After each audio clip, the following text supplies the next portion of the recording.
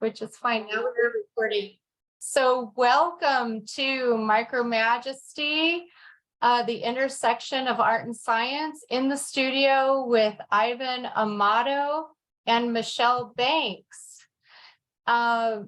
This is a wonderful program that is in support of their exhibition currently happening at Artists and Makers in Rockville. They just had the opening Friday night, and there will be another reception this Friday, April 7th. I will be there to check out the wonderful creations that they have. This is an exploration of intersections between science and art. And Ivan Amato and Michele Banks revel in the aesthetic potential of their microscopic obsessions, molecules, microbes, and cells. Ivan and Michele will provide an in-depth virtual preview of the exhibition in just a moment. So let me tell you about our two presenters. Ivan Amato, as many of you know, was a longtime Silver Spring resident, but has relocated up to New Jersey area. With his wife, Mary Amato, who was a board member of SSTCi and founder of our art salon. Ivan Amato has always been smitten by the gorgeous diversity of data that scientists gather to learn about the world. Drawing upon his background in chemistry and science communication, he embraces the art form of crystal photomicrography.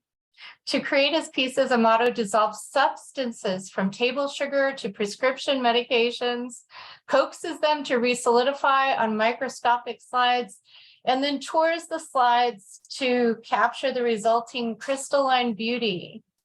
And some of them are really just stunning. His work has been shown in DC Arts Club and appeared in literary publications and science journals. Amato is also the author of Supervision, A New View of Nature, a celebration of science imagery. He has written several other books and hundreds of articles, produced podcasts, and orchestrated science cafe events. His day job is as the science communications manager for the Zuckerman Mind Brain Behavior Institute at Columbia University in New York City. And then new to SSTCi is Michele Banks, an artist inspired by science. Her artwork on themes ranging from neuroscience to the microbiome to climate change has been shown at the National Institutes of Health, NIH, the American Association for the Advancement of Science, and at the Society for Neuroscience, as well as at many galleries and art festivals. Her paintings have been featured on the covers of journals and books and in publications, including Scientific American, The Scientist, and Wired. Wow. Michele's work in this exhibition explores the idea of the vessel in semi-abstract watercolor paintings inspired by structures in plants as well as in the human body. Her paintings celebrate the tiny crucial carriers of everything from water to blood to electrical pulses, the flow of life. Curator of the show for the Artists and Makers Studio, Kathy Hirsch, says, "We're excited to host this show with two science-inspired artists.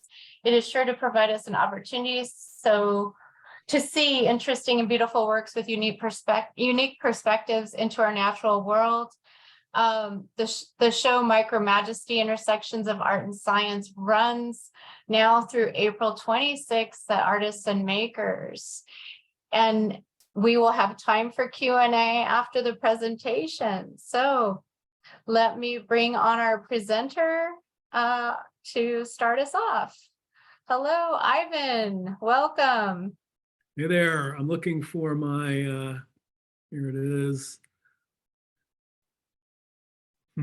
Hold on, bear with me.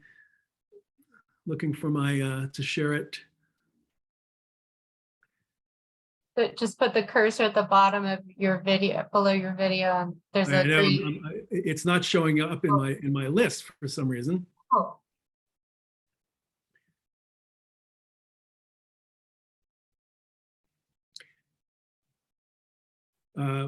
Michele, why don't you go? We'll reverse the It, order. it worked almost perfectly when we did our test run. That always happens, doesn't it? Okay, Michelle Okay. can start us All off, right. then we'll come back to you, Ivan. Yep. Okay, my name is Michele Banks. I'm a DC-based artist, and as Lisa was kind enough to tell you a little bit about my career, one of the things about me, none of what I do really makes any sense in a general narrative way. I have 2 degrees. Everybody assumes that they're going to be one in art and one in science. In fact, neither is in art or science.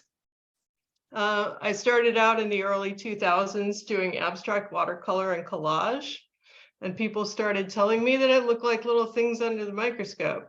So I am going to start sharing my screen,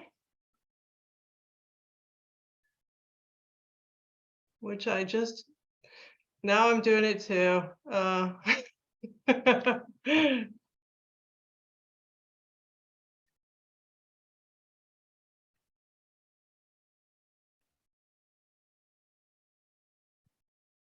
right.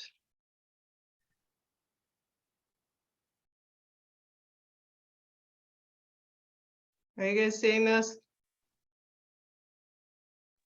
Not yet. Did you click the green share your screen button? Yeah, Below let's your try video? that again. Here we go. There you go. I think it's coming. And There we go.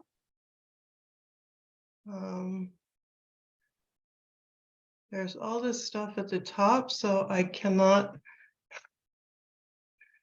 get into the all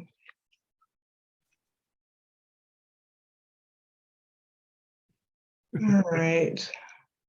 Boy, we did this way better in our Yes, we practice did. run. There we So go. we'll get there. We'll get there, folks. All right. Beautiful.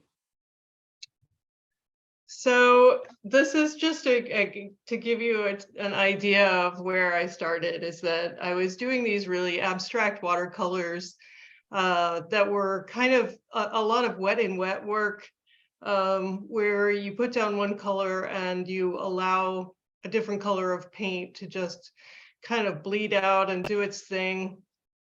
And it forms these amazing designs. And like I said, people just kept telling me this looks like, you know, things under the microscope or dividing cells or different bacteria. And I get really fascinated by this whole idea. And I started reading up about, you know, cell biology and looking at different images and really just kind of fell in love with it. It's sort of not only the beauty of it, but the fact that this is just kind of the essence of life itself. So I just couldn't think of anything better to paint. So started doing that a little bit more intentionally.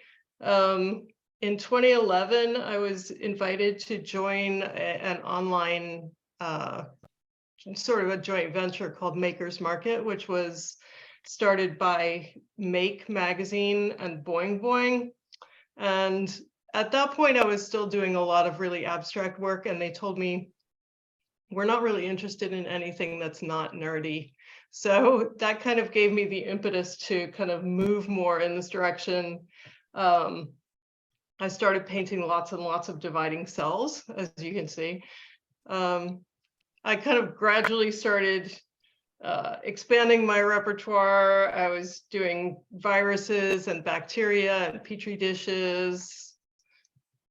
My first sort of major body of work was shown at NIH in 2011. This show is called Love and Death. Basically, the idea behind it is sort of what happens at the cellular level in terms of love. So you have things about, like, you know, your skin flushing or your hair being shiny or your heart pounding. And the death paintings were, you know, more based on like, what can kill you? Bacteria, viruses, cancer. I just wanted to do something like with a really, the whole idea behind it was to do something with a gigantic theme and to take it down to the smallest units possible. So this is also along the same lines. This is a piece called Portrait of a Human, which is a watercolor on clayboard panels. And I can talk more about technique later if people are interested, but this is basically 16 cell types. The idea is that, you know, in a usual portrait that an artist will do is going to focus on what's unique about a person. And this one's definitely focusing on the opposite. It's about what we all share. It's about, you know, where we are human at this very sort of incredibly basic level, that we all have these different cell types. Another painting that I did around this time was called From the Cells to the Stars. And this is a really personal piece for me. My friend Kathy Fiorillo was dying. And I discovered that Kathy had the same disease called myelodysplasia that killed Carl Sagan. So I created this piece that, again, is focusing on all the things that unite us, and, you know, playing with the idea of the enormous, like, range of, you know, from the cells to the stars. So like from the very tiniest thing to the very largest thing that you can imagine, and how these things are all connected. A few years later, I did a group show, or a 3-artist show rather, at the AAAS, the American Association for the Advancement of Science in DC. And this is really where I started getting into different techniques. So you can see this looks a lot different. The piece on the left is, well, let me backtrack a little and tell you about the show. It was, the idea was that we were on a voyage in a research vessel, sort of like Darwin's Beagle, but we're cruising around the Arctic and looking at evidence of climate change. So again, the idea is that, you know, we're looking at things from the very largest to the very smallest scales. The picture on the left, this is called, from a series called Macro Micro, is an ink painting on Mylar, and it's supposed to be suggesting a coastline that's being eroded by climate change. On the right, culture dishes. This is a mixed media piece with painting inside Petri dishes. And this is based on changes in the soil and water bacteria that are caused by climate change. So you have climate change giving you much more of certain bacteria or certain organisms, and you know, killing off others. So again, you know, just having this whole idea of scales from large to small, but the interconnectedness of them. And this was my first experience painting in ink, and I've been doing that a lot since then. But first, this is a little detour. This is kind of my only political work that I've done in ages. It's called Zone of Resistance, and I painted this in 2016. If you remember, like, you know, a lot of bad stuff happened in 2016. So this is kind of an allegorical piece. The zone of resistance is something that shows up in the Petri dish when a compound, maybe an antibiotic, is working on a pathogen and perhaps, you know, killing it, or at least keeping it out. And so the idea is that all the pink stuff is you know, good people resisting bad things. I went back to ink a little bit later. This work is, these are called mutants.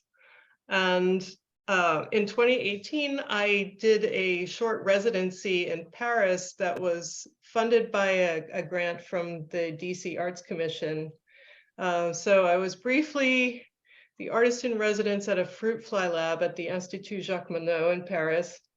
I kind of think I'm probably the only person in the world who's ever been an artist in residence in a fruit fly lab.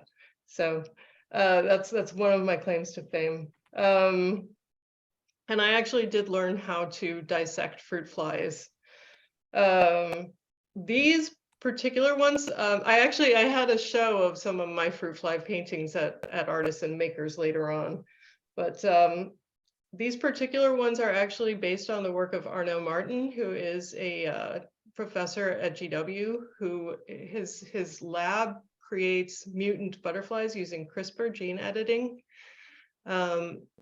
Essentially, he just takes, he uses this technique, changes a couple of genes, and butterflies are extremely simple organisms in a lot of ways, but they have these beautiful, huge wings. So if you just change a few things or even one thing, then the wings will look completely different. So, you can see from the left to the right, just very different patterns on the wings. And, again, both of those experiences, working with Arnaud and working at the Institut Jacques Monod, it's, you have these tiny, tiny details of tiny organisms, and you're using them to learn about evolution. I mean, these particular labs are particularly interested in evolution, which is one of like the biggest topics ever. So it is kind of, again, amazing, like how the tiny, tiny things can teach us a lot about the big things. So from there, I was doing, over the course of several years, I've worked on brain scan paintings, again, in ink on Yupo. A lot of these are, the idea is, I'll do them in layers. So I create the outline of the brain using a resist, which resists the ink, and then put some water and ink on it, and it forms these amazing patterns. But then sometimes I'll just like let the ink sit there for a little bit and then wash a lot of it off. And it leaves these little ghosts of where the ink used to be. And the overlaid patterns are really beautiful, but also the whole thing becomes reminiscent of how, our brain is sort of, we take in a lot of information, but it doesn't all stay. We're just like, some of it's coming in, some of it sticks around, a lot of it kind of just gradually gets washed away, and then other information comes on top of that and creates our entire, our mind, our consciousness.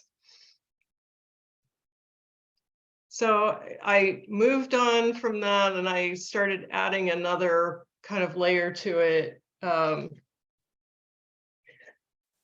over again the past couple of years, using poems or literary quotations about memory or consciousness, and adding those to the scientific images, because I think that, especially during the pandemic, to me, I kind of came to the conclusion that science alone is not enough. And I think we probably all notice that, where when somebody is just saying, follow the science or listen to the science or whatever, that's just not as easily said. It's more easily said than done.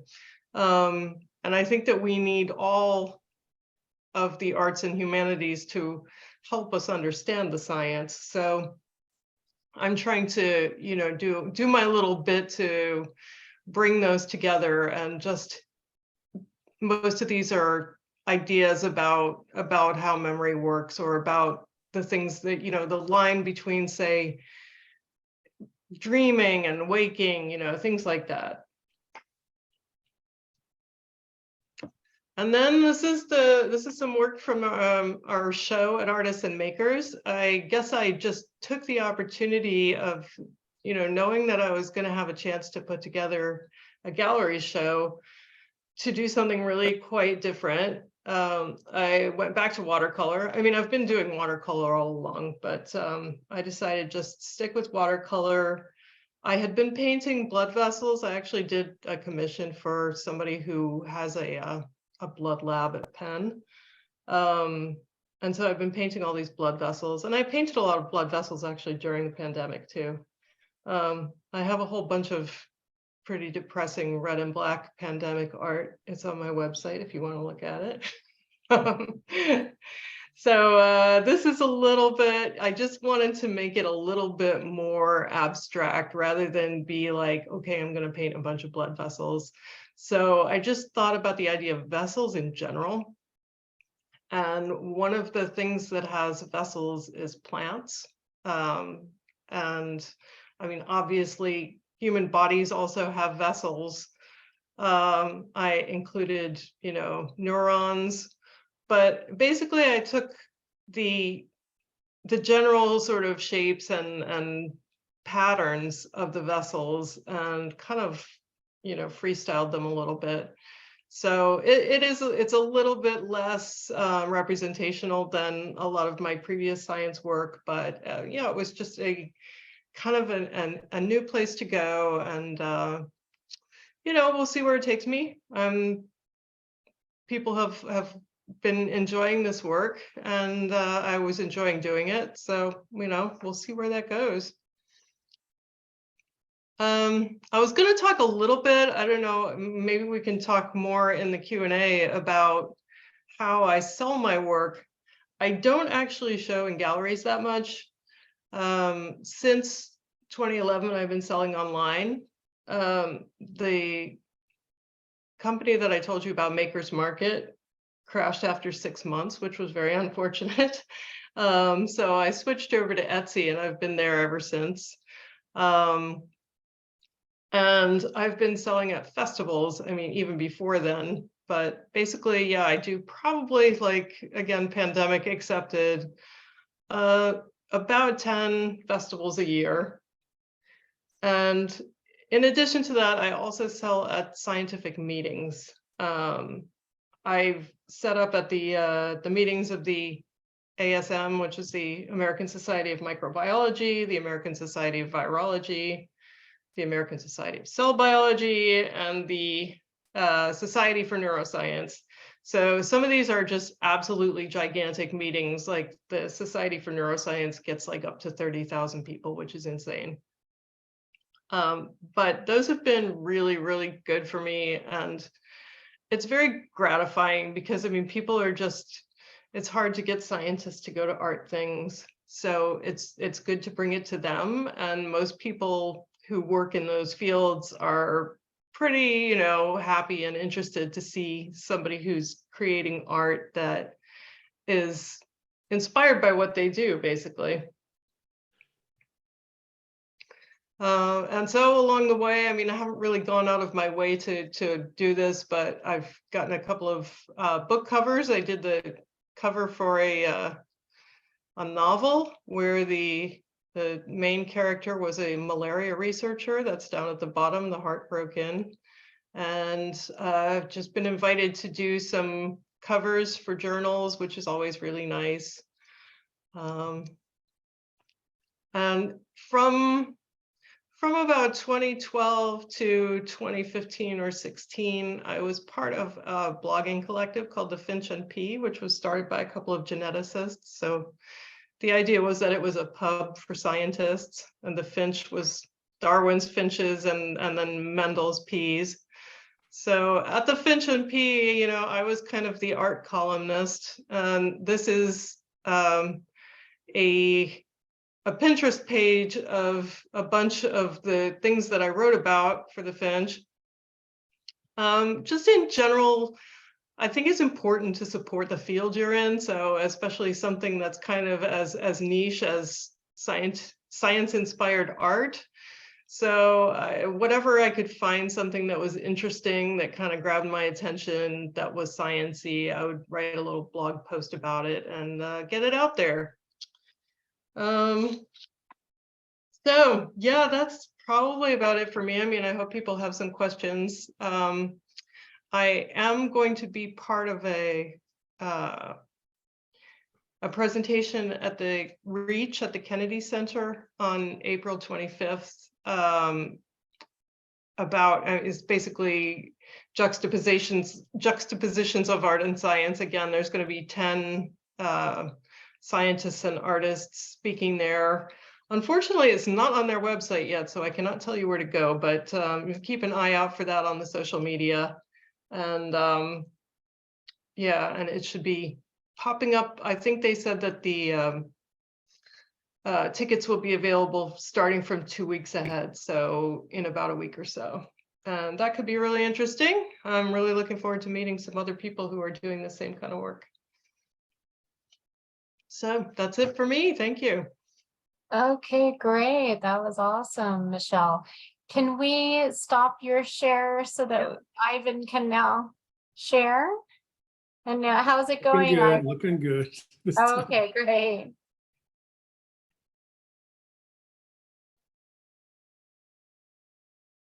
Okay, how does it look? All right, I've got to go back to the top though.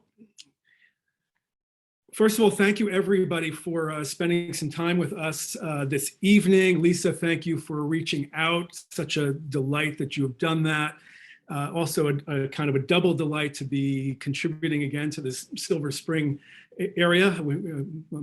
Our family had been there for a long, long time. We have great fondness for it. So this is really quite a delight for me to be part of this.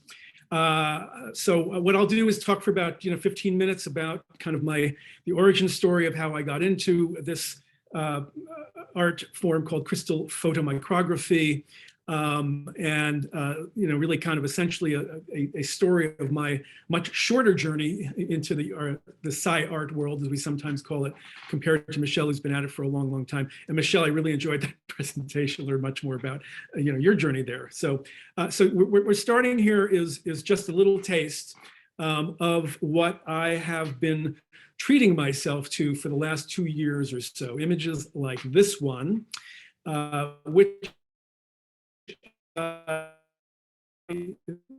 and all of the other photo micrographs you will see cover an area about the size of a sesame seed. I try to, and I say, sometimes I use the size of a lentil. I've been getting bored with those. So my latest metric has been the underbelly of a ladybug. Roughly, things that are just really, really small. And yet we see all of this texture and structure. This is a combination of two chemicals that you actually find in your cells, inositol, which is in cell membranes and plays other roles in the cell. Alanine is one of the 20 amino acids that build into all of the proteins in your cells. There are thousands of them there. Each is like a little molecular machine, and collectively those molecular machines do miraculous things like make life possible. Now the origin, there are a couple of origins that actually I don't have slides for. One of them is that I did get a chemistry degree as an undergraduate, and for my profession, which I became a science writer, science journalist, science communicator. I always think of chemistry as a language skill for me. It enabled me to talk to the scientific community and then ultimately write about what they're doing. But during the course of that training as an undergraduate, I also had exposure to crystals, how to react to chemicals in order for crystalline substances to form, how to grow them, how to use solvents and filter paper and mortars and pestles and all kinds of ways of actually growing crystals. And that was a delightful part of that chemistry background, but I never really acted on that. Now this goes way back to the last millennium, which means 1,000 years ago. But I did develop a kind of appreciation for for crystals beyond the way most people do, which is either through the diamond ring on their window, on their finger, or by going out into the snow and looking at the snow crystals, the snowflakes. Or if you're into kind of gems and larger macro scale crystals, you've probably seen the amethyst and quartz, those kinds of things. So I've always loved crystals from those macro levels, but then developed some appreciation for where they come from on the molecular and chemical level from my chemistry background. And then in the course of my career as a science writer, which really begins in the mid 80s, and as I write about all kinds of subject matter, physics and chemistry, biology. I wrote a lot about technology, a lot about the materials in our world. One of the things that just caught my eye over and over and over again was the beauty of the data that I was seeing in these otherwise incredibly dust dry research articles that were usually the basis of these articles. Just over and over again, the data that I was seeing, I was realizing had aesthetic qualities to them,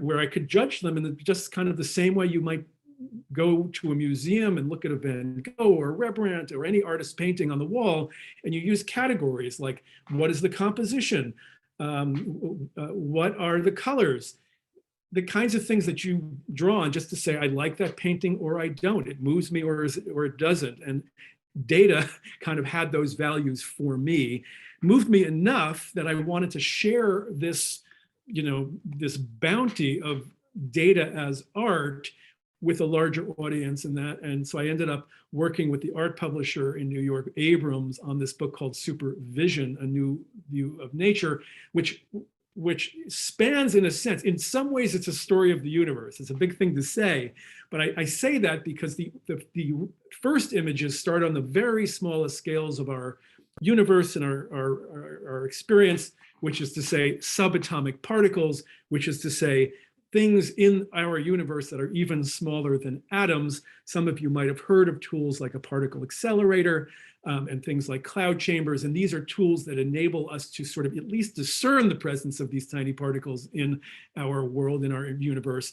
And I don't have a picture to show you, but the images are very gorgeous, kind of almost Matisse, not quite that, but very geometric kinds of compositions with beautiful curves, and each one of those curves represents something smaller than an atom. I should have had one here. And so that's the smallest scale, but then you go bigger and bigger. Imagine just going up the scale. So those particles form into protons and neutrons and electrons, the substance of electrons and atoms, of atoms. And then the atoms come together into chemical structures. And then those might come together into larger macromolecules like proteins. And then these come all together with in all kinds of compositions to maybe be something like the nucleus of a cell or an organelle of a cell. And then the cells come together. This brings me shoulder to shoulder with what you learned from Michele. That now think about cells coming together into organs and then into entire organisms like all of us here on this Zoom. Now keep going up. Imagine flying up from the surface of the earth and being in a balloon or a plane, and now you're seeing entire neighborhoods, and maybe you're seeing entire states. You do this when you're in a plane and you see agricultural fields, over the heartland, and then these cityscapes when you're coming in for a landing. Keep going up into satellites and you see an entire planet. Keep going and you might see discern the solar system, and keep going, the galaxy, the Milky Way. The Milky Way, keep going in its own cluster of galaxies, keep going all the way up to the universe. And what this book does is it draws on imagery that depicts all of those categories of scale that I just went through. I dubbed myself at the time the curator of found art in the scientific landscape when I was doing little presentations on this book, because none of the imagery in there was anything that I created. These were images that I was able to find out there in the scientific community. So what the book does is it kind of gives you a portrait of the universe, kind of like a pastiche of it. Each picture has the deep caption, so you know what the content of the image is, what it's telling scientists and us. And I love the way to tell the story through pictures. So all I really, what I wanted was the picture to be delightful just because it is a visual object, it's an aesthetic object, but then I wanted my readers of this book to have the opportunity for a double delight as they read the caption to see, wow, this image actually says something about something in the world that might be interesting. And just so you know, the picture you see on the cover here of Supervision is a spider butt. Sorry to say it that way, but those are spinnerets at the back end of an orb weaving spider. Those are not the actual colors. Those were falsely colored in a tool you've heard of called Photoshop, and not by me, but by the image producer. And the kind of blue purpley strands, that's silk. That's what goes into a web. And so the book is kind of filled with images like that. Now, one page of the book has these three images, and this is my first exposure to crystal photomicrography. So I found these, I'm forgetting exactly how I even found out about Christine Sirius, a geologist, but she, who works with really larger objects in stone and mineral, but she had a kind of a side hobby of this crystal photomicrography. And these are three examples of where she had taken substances and did exactly what I will tell you in just a little while. And I learned about her procedure for making these, which involved taking chemicals and creating solutions and recrystallizing the chemicals that you dissolve onto microscope slides and then looking at them and photographing them with a microscope. And I am not a naturally skilled artist. It's very hard for me when I try to draw something or paint something. But when I read about this process, I said to myself, that might be something I could do. This was back in the early 2000s. I did not act on that, but I never forgot it. You know, this was a page in the book. It was moving to me, and I just had some sense down the line, maybe that's going to be something for me.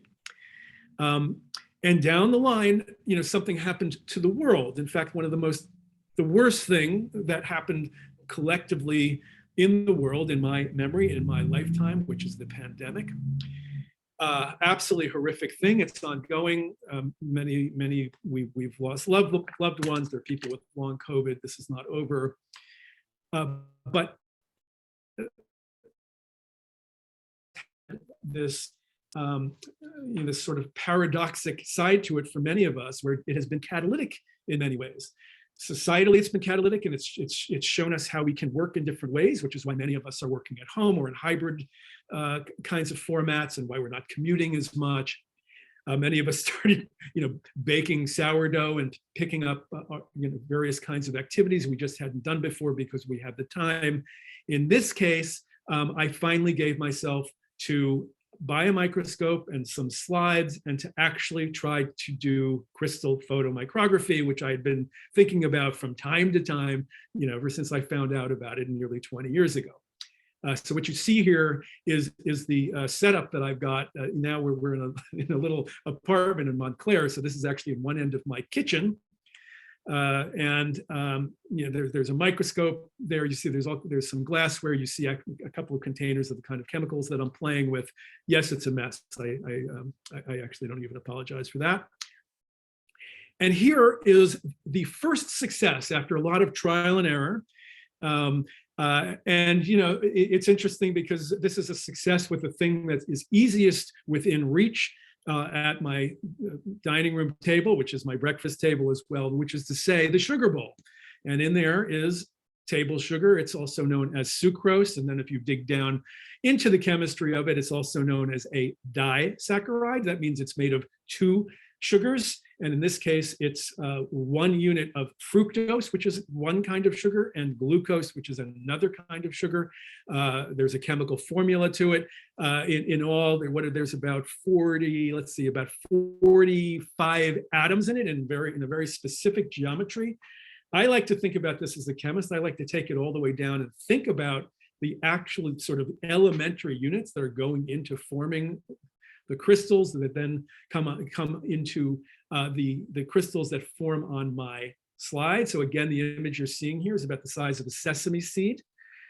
If I were to tell you how many molecules of glucose in there, it would blow your mind. I should do the calculation, but it's probably something like a billion billion or 1,000 billion billion. Incredible numbers that then form into crystals. And they don't form, what you see in your sugar bowl are little grains. Here, with a more kind of three-dimensional aspect to them, here they're really flattening out onto my slide, and often forming in first as many individual crystals that start, and then they kind of spread out a little bit like your cookie dough on a cookie sheet. If you put 12 cookie dollops of dough on a cookie sheet, and they're too big. Ultimately, in about maybe minute 11 into the bake, they're going to spread out and they're going to find edges of each other. Those are kind of the individual grains. There's other effects here that are just absolutely amazing to me with because these are very thin. Light interacts in these thin films, but much like the way light does amazing things in a soap bubble. You get refractive and reflective kinds of interactions of the light with the chemistry, with the molecules, with the crystals, and you end up with, and this was just one of the most delightful moments of 2020 for me, when I finally said, I've got a bit of a success. I think I've figured this thing out, at least for table sugar. And I ended up, and here's the other thing about it. This is one scene on the slide that on which I recrystallized table sugar, but there were many others. So this is in a folder with probably about 20 other images. This was one of my favorite, but there's a lot of other ones that all have this kind of Tiffany glass look to them. Now, I took that sugar and dissolved it in water. It was the simplest thing I could think of doing, but bringing back some of those old chemistry lessons from 1,000 years ago, I knew that different substances will dissolve in different solvents, kinds of solvents. So water is that is the ultimate aqueous solvent, but something like acetic acid, which you know is vinegar, is also an aqueous solvent. You have ethanol solvents whenever you go and make a cocktail, for example, or you have a bourbon on the rocks, or you make a gin and tonic. Those are all ethanol solvents, amounts of proportions of water and ethanol in it. There's also grain alcohol that I use as one of my solvents. That actually is going toward a more pure kind of ethanol, 75%, there's even 90% grain alcohol. But what happens when you use a different solvent, you end up just getting a different effect. Some chemicals will only dissolve in alcohol or other kinds of non-water solvents. Here, I dissolved ascorbic acid, vitamin C, in Bacardi rum. And this was one of the, again, this was kind of an early experiment, but one of the ones that just absolutely blew me away and made me realize this is going to be, an art practice for me for a long time, because I just found these forms and shapes and compositions just astonishing, sort of awe-inspiring to look at through the microscope. Again, each one has a kind of story. The substance itself has a story. I mean, vitamin C, we could talk about that in terms of health and civilization, and sort of its kind of role in our individual lives and larger sort of societal roles it has in the ways our cells work, in illness and in health.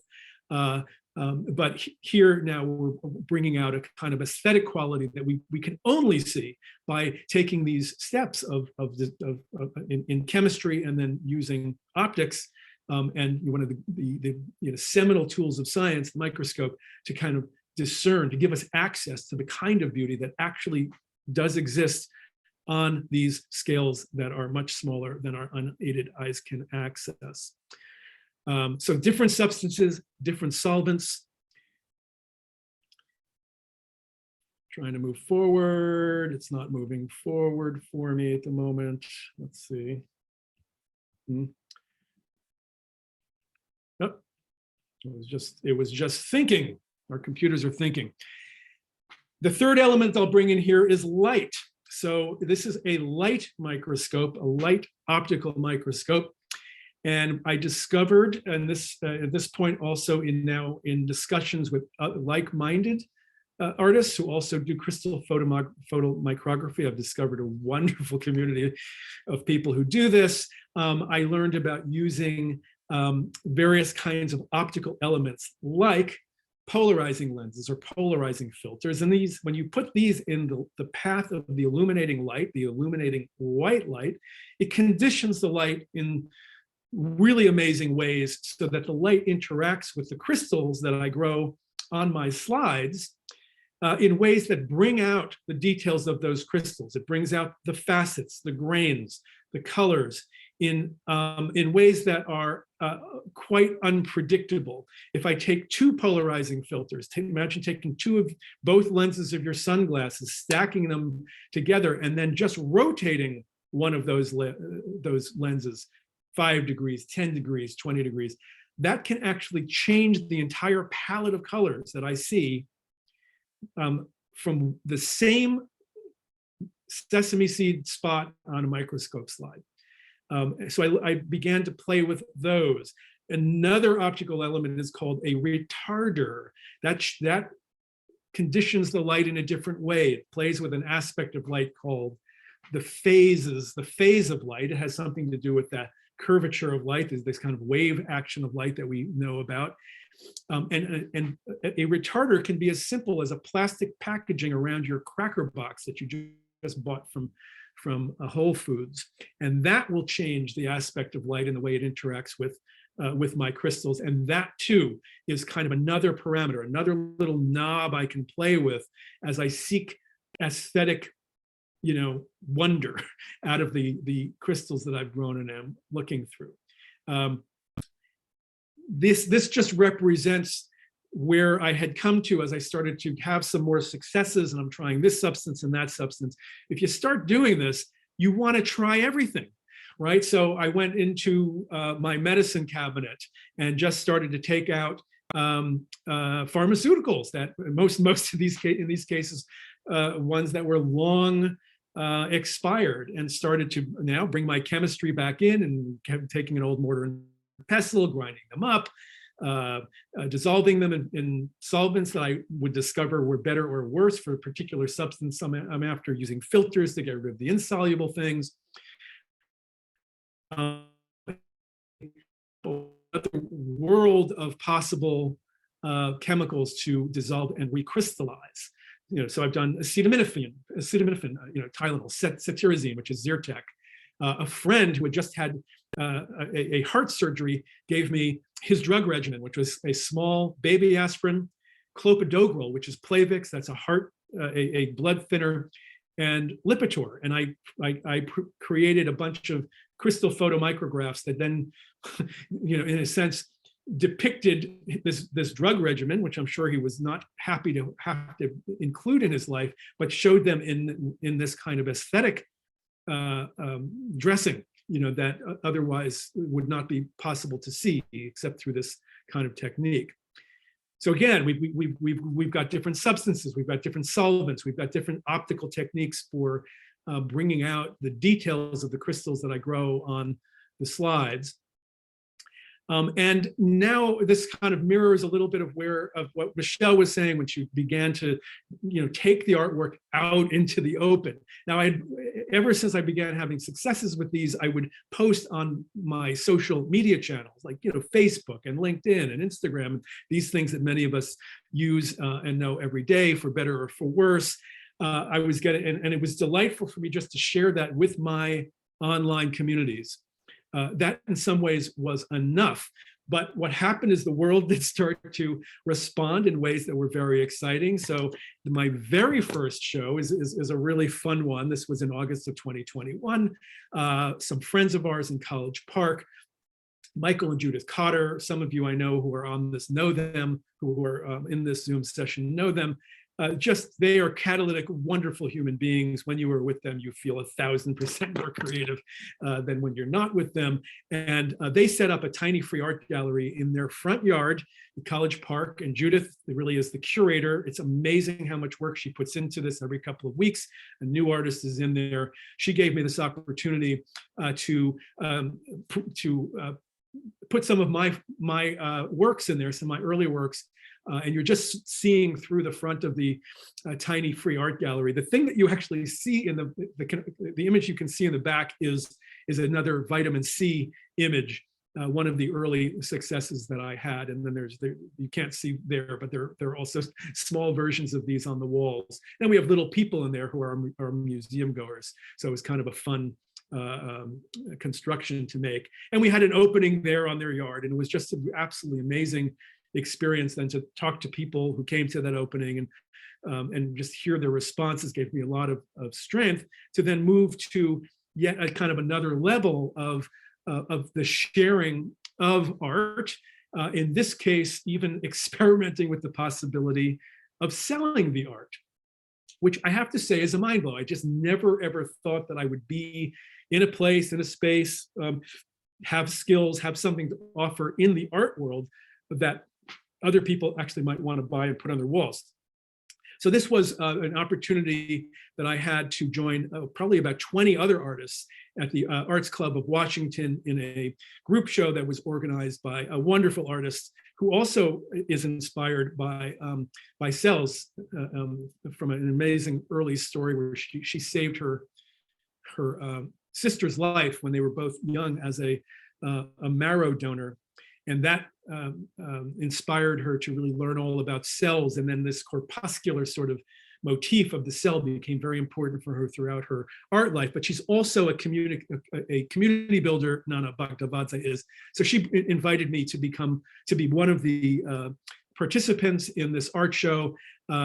Just to my left, by my shoulder there, you'll see 3 of the first metal prints that I've ever made. I've been using that format ever since. I slapped a little price on there, really small price point. They all sold and I just could not believe it. So that also gave me a lot of strength to just want to continue to embrace and learn in this art form of crystal photomicrography. And after that, this is when the transition that Lisa was referring to occurred, where we moved to New Jersey. So everything sort of shut down for a while. This was a huge effort moving from where we'd been for a while, new job, but then finally was able to fire up the microscope again in ways and with a kind of fervor that I had not done before. I continued on social media, and again, the world reached back in such a wonderful way. So Judith Hartsong, who is the founder of Artists and Makers Studios, which Lisa referred to kindly earlier, there's actually several of these. There's one in Rockville, Maryland. There's one in Tucson, Arizona. There's 2 new ones that are going to be opening up in California. Wonderful creative spaces. If any of you don't know about them, this is a place where many artists have studios. They energize each other, and there's also a guest gallery space. This is where Michelle's work and my work is now hanging through April 26th. And so it's an opportunity to kind of bring new work and new blood into this absolutely creative and catalytic space. And so I was offered the opportunity. I could not believe this again when the email came in from the curator, Kathy Hirsch, who worked very hard with us to make this the case, to say, hey, do you want to do a show? And I was, yeah, I do. But I was terrified to do that by myself. I wanted someone who knew what he or she was doing. Michele so thankfully agreed to join me, so we could do a joint show, so I could learn from her and how to do this and get the moral support. And so we remember this. We were together just a couple Tuesdays ago, or I guess was it just last Tuesday? And we hung this. It was, and so we have filled up 60 feet of wall space with our art. And so, as again Lisa said, we invite you to join Michele. I will not be at this opening. We had an opening on the 31st. Michele will be there again for another opening on the 7th. And if any of you are so inclined and you want an interesting thing to do on Friday night, do join Michele there, and you'll be able to see my work also on the walls there, though I won't be present for it. So this was a magical experience for me. Again, very affirming. Just a kind of gift to kind of enter this world of sharing art. It was such a positive and uplifting experience to be with everybody and talk to everybody, and again thrilling to just sell some of these things, to kind of really feel myself coming into a place as an artist. Again, something I never thought that would be part of who I am, but here we are. So I again invite everybody to go up there in Rockville to see the show, again hanging through the 26th. finishing out here, I am now sort of in this era of trying everything. As I said, once you get kind of into this, I've been asking friends, hey, give me your expired pharmaceuticals. What do you have in your garden shed? Anything that I think I might be able to dissolve and recrystallize, I'm interested in. Still trying lots of other solvents, beginning to try other ways of creating the crystals, and there's ways of using microwaves. I have a propane torch that I use for making creme brulee, so I'm going to try using that to melt some directly melt rather than dissolve chemicals on the slide. So there's all kinds of ways that I can continue to explore and experiment.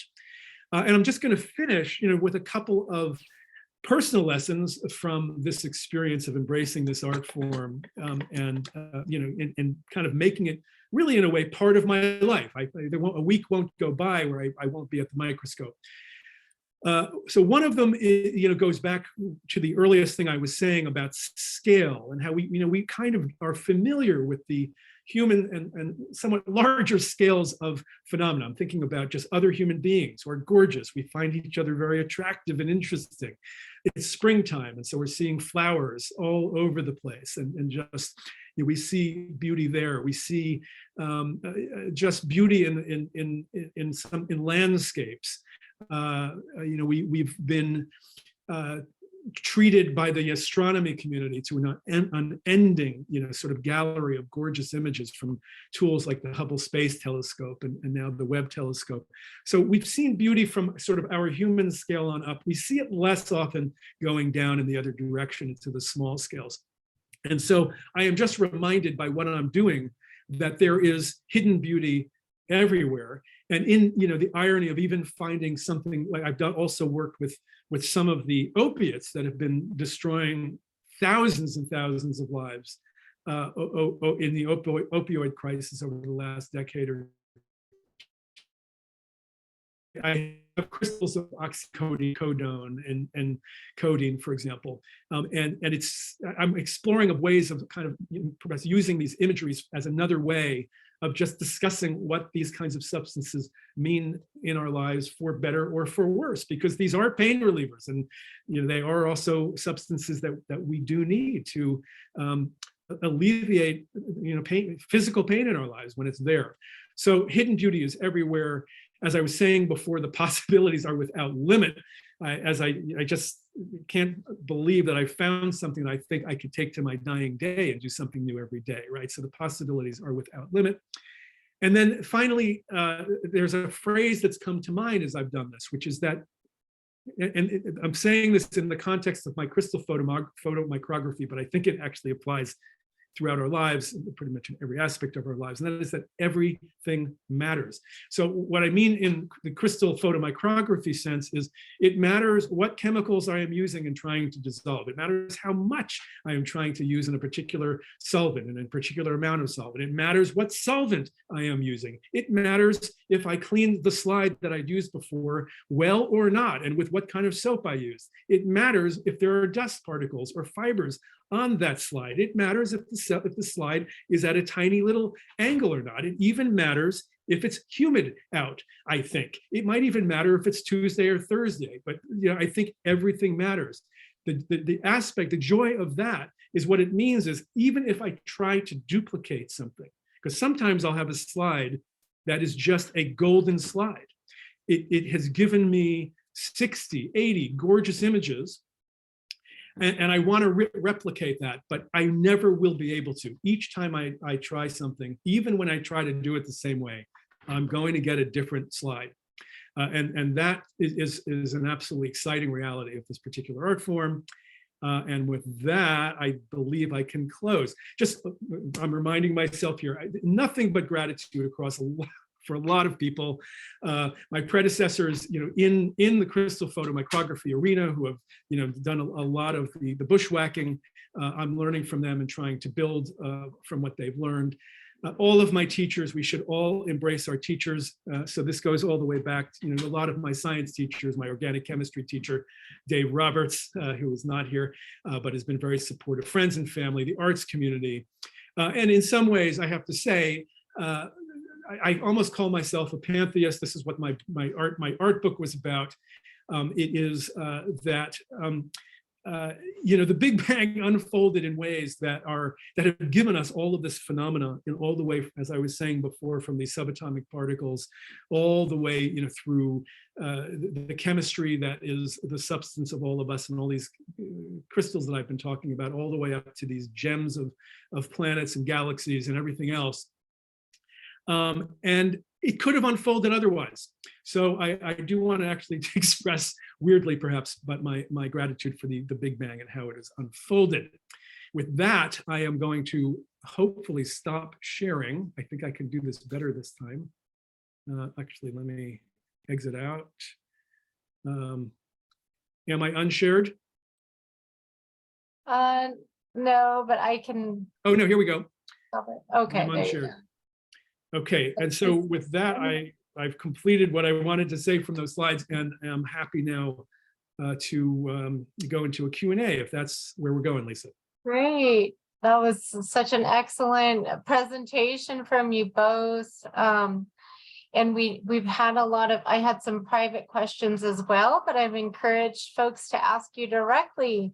How about if we start with our mutual friend, Leanne Weiberg, who is also known as Volcano Grandma and was involved in the production of Fire of Love documentary film about the two volcanologists who died doing what they love in the lava. And it was nominated for an Academy Award. Good to see you, Leanne. Oh, well, it was an Oscar, nominated for an Oscar, but thank you. Ivan and I were on the board for DC Science Writers a while back, and I'm back on the board, and I'm actually missing a board meeting tonight to talk to you. Have you thought of, Ivan, doing anything with polarized light? Looking at your...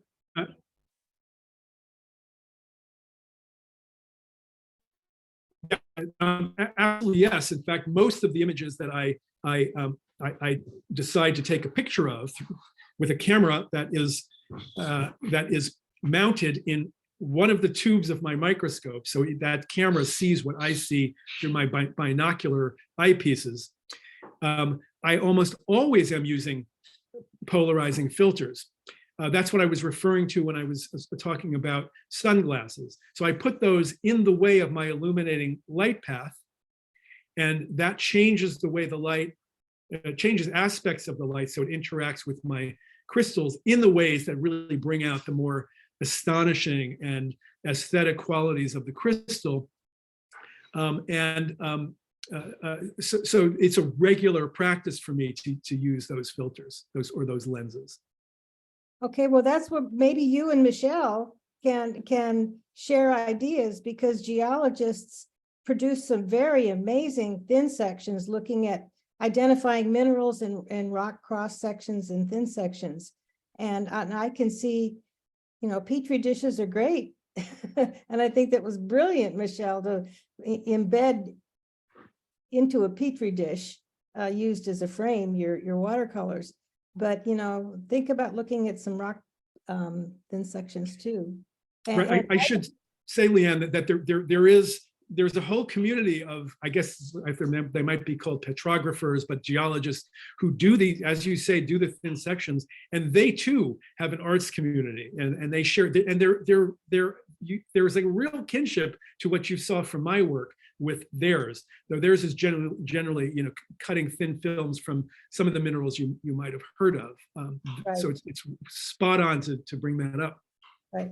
And how do you catalog your slides? You must have some favorites, but you need to go back to those, and then that'll be my last question. Okay, well, so far, I guess there's a kind of existential element to this, in the sense that I will grow crystals on a slide, and I will have them on my microscope stage for a period of time. But then I actually wash off the crystals and use the slides again. I don't, part of this is because I just have not yet bought a kind of cabinetry, with a tiny little kind of places where I can keep slides. Some people who do this keep slides for years. I have not generally been doing that. So it's kind of it's a transient experience. So it comes and it goes, and then but I can return to some of the same substances and solvents, but rather than sort of duplicating or re-experience what I've done before, it's a new experience of something familiar. Okay. I And mean, Michelle, I have to say, I'm just going to jump in here and say I agree with that. Also, on an artistic level, it's just nice to have something where you're saying, this is happening now, it's never going to happen again. I agree. And when you talked a little bit about, trying the same thing again and getting a completely different result.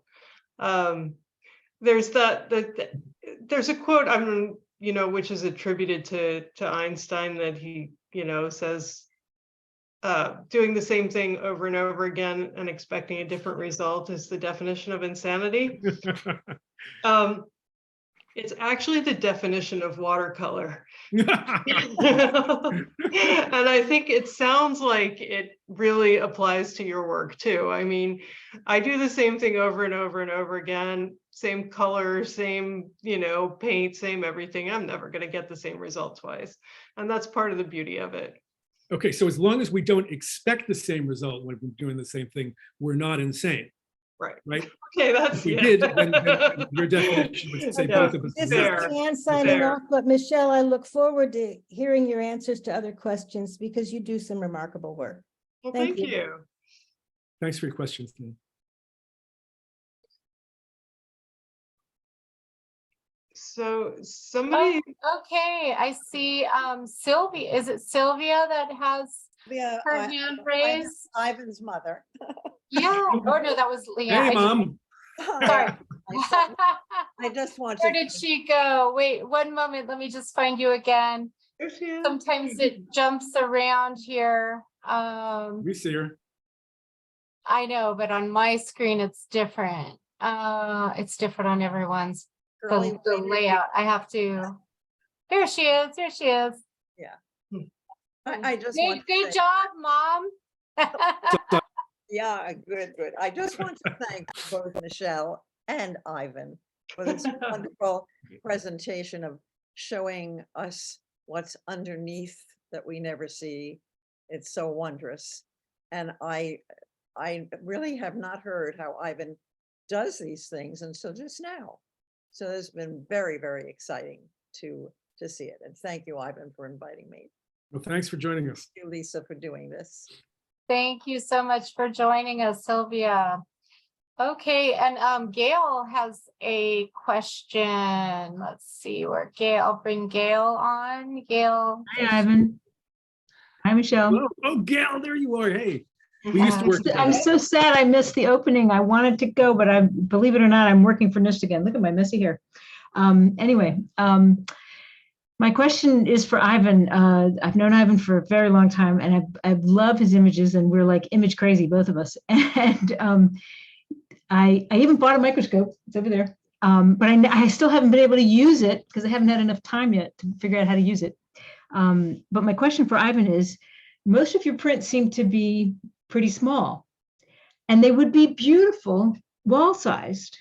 Have you considered making them bigger, like what's behind Michelle's head, like that size big? Yes. So in the show, I dared to go up to 16 by 20. So most of what well, I guess you haven't actually seen any of the prints, but most I of the haven't seen show, them except the little picture on Facebook. right? You only see the little thumbnails. So far, I've been printing something 10 by 8, which is smaller than a sheet of paper. Yeah. Some are 14 by 11. It's kind of like a legal sheet of paper, so we're a little bit bigger than that. And then 16 by 20, which is the largest I've been able to go. Part of this is because of how new I am to this. There's a learning curve in kind of getting a feel for just how large I can take the raw image that I create. It's not even raw, it's a JPEG. There's a certain size to it. We think in terms of megabytes. So there's a certain kind of it's really just the size of the image. And so the concern for me is, as I go bigger and bigger, you can begin to even get to a point where you see the individual pixels, and you lose the kind of sharpness that these really do need. So I just haven't pushed it enough, partly because these are experiments with a cost. So every time I want to print a metal print, I put out a certain amount of to go, the more you pay. So part of it is just I need to have more courage, which You this kind of do. experience. And I just wanted to tell you one thing from I my. need to learn, get a little bit more. Yes. I just wanted to tell you one thing from my background in photography, which is what you need to do is replace your camera with a real camera mounted on that microscope. You don't have a real camera. And if you had a real camera with a real good chip, you can do amazing things. That's right. I mean, I do have a camera sensor that is tailored for the equipment that I have, but I do also have an adapter to put an actual SLR on there, or an actual camera. So, which is another step to take, and we'll do it for sure. Well, your images are beautiful, both of you. I really enjoyed listening to you, so thank you. Thanks for joining, Gail. Great to see you. Great, thank you, Gail. And please forgive all the sirens. I live near the White House. There's a bunch of them going, that's finishing up here. I actually had a question, but please raise your hand if you have a question or comment for Michele or Ivan. I was wondering about color. Now, do these colors occur naturally, or I imagine they're enhanced by computer? And the second part of my question has to do with the chemical makeup. Do you notice any certain trends with, say, carbon? Is carbon prettier than phosphorus? Or, how do they express themselves? Maybe with more angles or. Right. So these are all great. But actually, so, I mean, both of us are playing with color in different ways. So, and Michele, if you might also have something to say about this, I'll just sort of riff a little bit on what you were asking. So when you were talking about does carbon or phosphorus, have, is one prettier than the other? So those are elements which I actually have not really been playing with. Sulfur, actually, a lot of people do. And I believe sulfur powder, like if you use that as some people do use that, I think, as an insecticide. It's kind of a yellowish powder. So there are intrinsic colors to some of the substances that I'm using. For the most part, everything I'm using looks a little bit like in its initial form before I go through my recrystallization process, like your sugar or your salt, that are generally white powders with the particles of different sizes. So some very flowery and fine, and some a little more coarse. I actually am about to experiment with menthol. So I got a packet of menthol crystal, which is a little more, they're like little tiny rods. So all of them are sort of either white or colorless to begin with. And that's even the case when it's in solution, then you sort of have a clear solution. And it's kind of the case, I don't know if people can see this. So this is a typical slide where you can see the crystals. Sometimes you can't quite see. I'm gonna remove our video so that we can make you as No, I'm not. That's all I'm going to show. Okay. Just go ahead, do it one more time. Oh, there we go. So okay. Then it'll be larger. Oh, I see. Okay.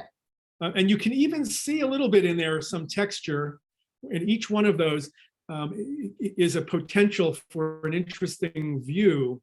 But you can see there that that's even white. It's like a frost. So that's actually almost always what I'm starting with. And it's sort of an optical physics effect for the most part. When I'm using my light, and then Leanne was referring to the polarizer filters, and I referred earlier to this other kind of optical element that the physicists and optics experts call a retarder, but you can just think of it, in my case, practically as plastic food wrap. All of those things then change the character of the light that is actually impinging and going through the crystal into the microscope and ultimately to my eyes. It is in the interaction of that light and that crystal, which, as you saw, really looks like a frost, where the colors emerge. So it's a purely, physical effect. Now, there is a little bit of post-image processing that goes on, right? So I capture these on a computer, and then I can bring these into a photo processing environment. I actually just use iPhoto because it's simpler. I get mesmerized by Photoshop, but I could use that as well.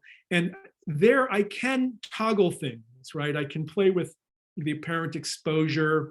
I can play, like I can make the background darker, which I often like to do because I like to get that kind of contrast. So there is some processing there, but I actually try to minimize it. I try to work primarily with what I get from the actual experience of the microscope and the actual sort of analog, real world physics going on.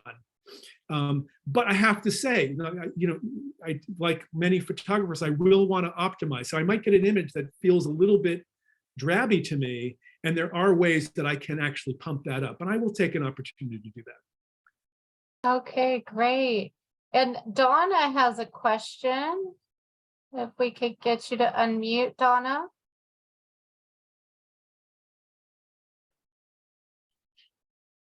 There we Okay, go. yeah, hi. Okay, I'm not muted anymore. We can hear you, Donna. Okay, hi. I come from a long laboratory.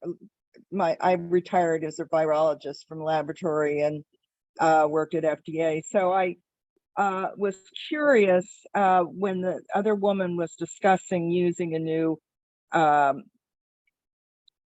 camera. I was going to suggest that. That was one thing. The other thing is, have you ever thought about cleaning your slides with acetone?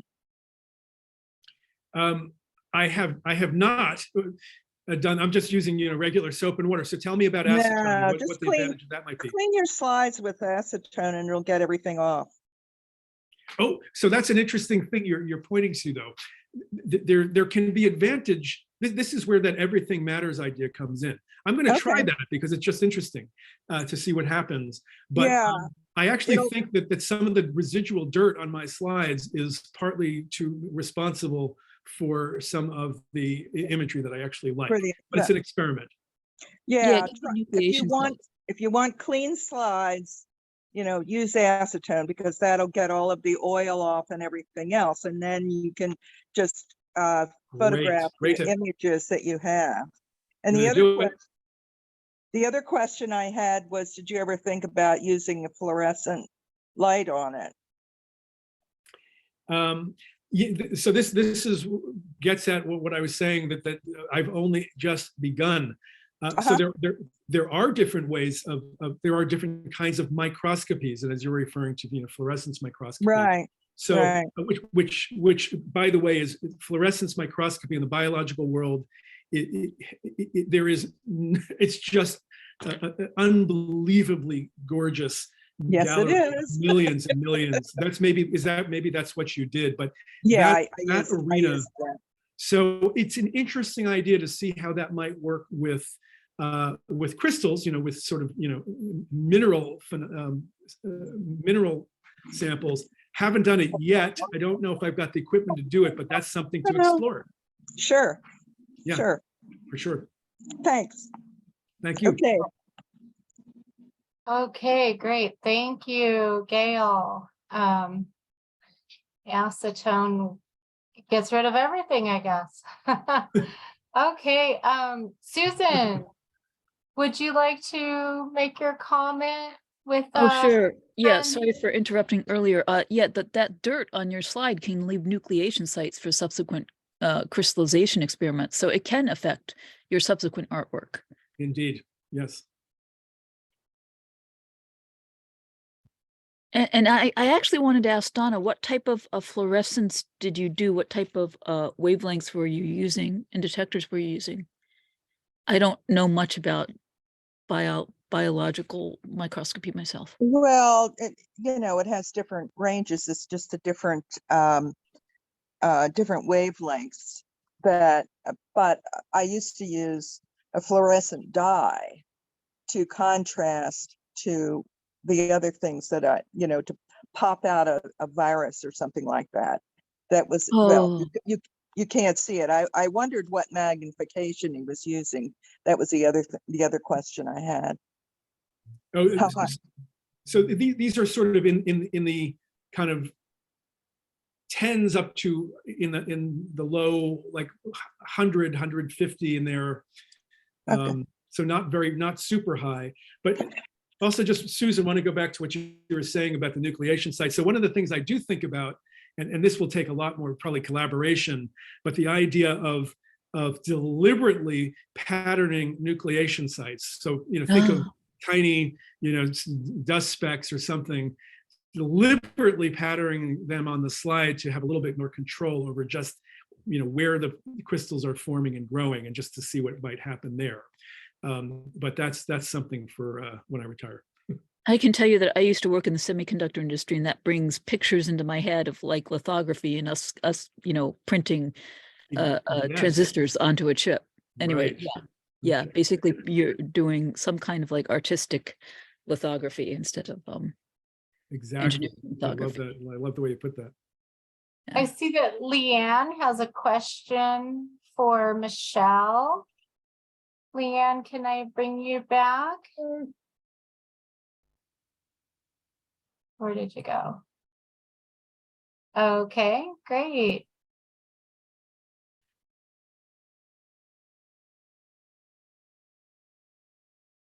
So my question is, what are clayboard panels and why did you use them? Clayboard panels are it's more or less what it says. It's a layer, it's a fiberboard with a layer of clay on top.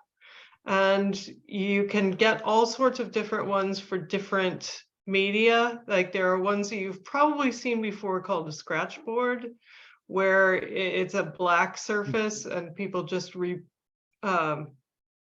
remove some of the areas to make art that way. I just wanted something that I could do that I didn't have to put under glass, basically. With the clayboard, you can watercolor on it and just spray it with a fixative, and you can frame it without glass. So it's just a nice thing to be able to see the surface in that way. It's also really interesting, the pieces that I have in the current show that are on clayboard. I discovered